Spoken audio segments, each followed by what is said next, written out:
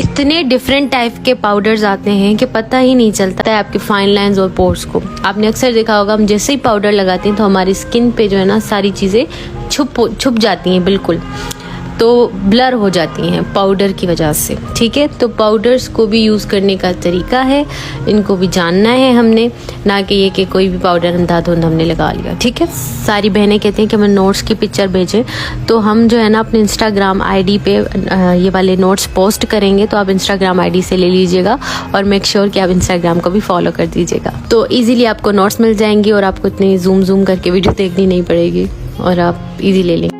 अच्छा, तो हमें पाउडर्स के कितने टाइप मिलते हैं और हमें कौन से टाइप वाला पाउडर रखना चाहिए और कौन सा नहीं रखना चाहिए, तो वो है कि हमें मार्केट में 4 तरह के पाउडर्स मिलते हैं। ठीक है, 4 तरह के powders.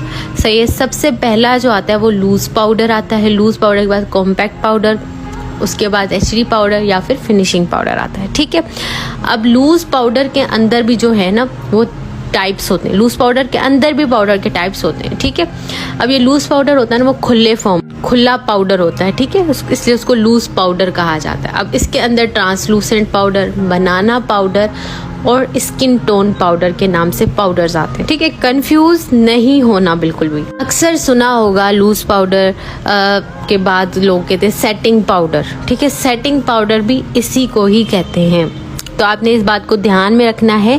Loose powder also known as setting powder. ठीक है, ये जो पाउडर्स का काम होता है ना वो आपके बेस को सेट करना होता है। ठीक है, जगह पे उनको वहीं रोकना होता है, तो कंफ्यूज ये नहीं करना कि ये सेटिंग पाउडर लूज पाउडर क्या है। पहले जो बारी है वो होती है ट्रांसलूसेंट पाउडर की। ठीक है, ट्रांसलूसेंट पाउडर के बाद आता है जी बनाना पाउडर।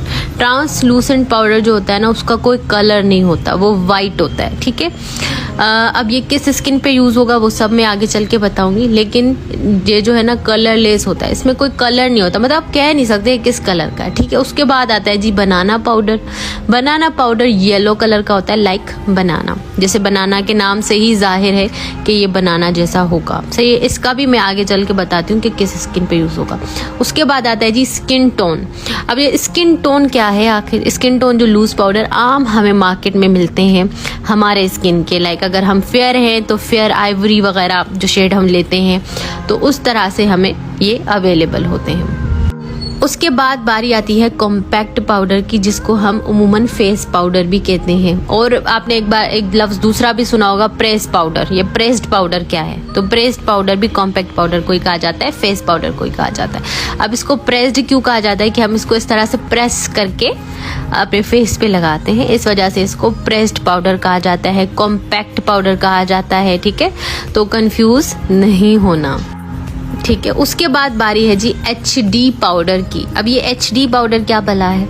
HD पाउडर बिल्कुल कलरलेस होता है, इसका कोई कलर नहीं होता, और ये उमूमन जो मॉडल मेकअप होते हैं ना बहुत ही हाई डेफिनेशन वाले, उसमें यूज किया जाता है। लाइक टॉल्कम पाउडर जो होता है, टैल्कम पाउडर व्हाइट कलर का होता है ना, ये वो वाला व्हाइट होगा। ठीक है, अब ये HD पाउडर और फिनिशिंग पाउडर सिमिलियर ही हैं, दोनों का कलर सेम होते हैं, बिल्कुल फाइन इनके पार्टिकल्स होते हैं, बिल्कुल फाइन पाउडर होता है। ठीक है, फेस पे लगते ही अच्छे से सेट हो जाते हैं। मतलब ये जो है ना, मतलब ये हम नहीं कह सकते किस स्किन टोन पे यूज होगा। ठीक है, ये हर पे ही सूट कर सकता है। सारी हमारी चार्ट थी, ये नोट्स आपको इंस्टाग्राम पे मिलेंगे, आप वहां जाके फॉलो कर लें ताकि आपको नोट्स बनाने में आसानी। अच्छा, अब चलिए बात करते हैं इनको डिटेल में। अब ये जो फिनिशिंग पाउडर्स है ना, फिनिशिंग पाउडर्स ये वाइट कलर के होते हैं, टैल्कम पाउडर की तरह। मैं आगे चल के दिखाती हूँ किस तरह के होते हैं। ठीक है, ये ऑल स्किन टोन्स पे, ऑल स्किन टाइप्स पे यूज हो सकता है, लेकिन बेटर है कि इनको यूज किया जाए कूल एंड न्यूट्रल पे।